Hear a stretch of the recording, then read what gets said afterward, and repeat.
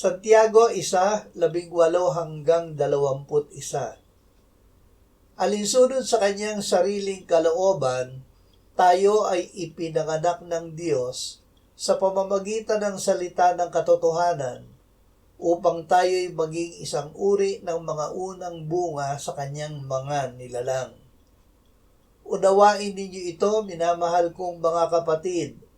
Ang bawat tao ay dapat na maging mabilis sa pakikinig, marahan sa pagsasalita, mabagal sa pagkagalit, sapagkat ang galit ng tao ay hindi gumagawa ng katuwiran ng Diyos.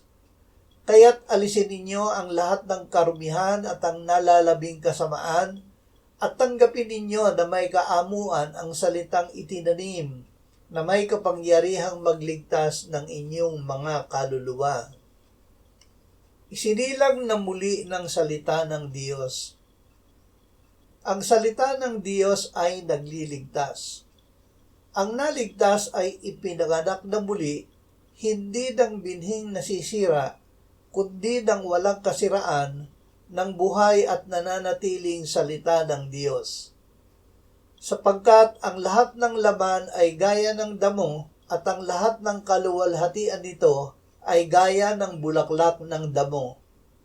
Ang damo'y natutuyo at ang bulaklak ay nalalanta, subalit ang salita ng Panginoon ay nananatili magpakailanman. Ang salitang ito ay ang magandang balita na ipinangaral sa inyo. Ang magandang balita ay isinulat upang tayo ay sumampalataya na si Jesus ang Kristo ang anak ng Diyos, at sa pagsampalataya ay magkaroon tayo ng buhay sa kanyang pangalan.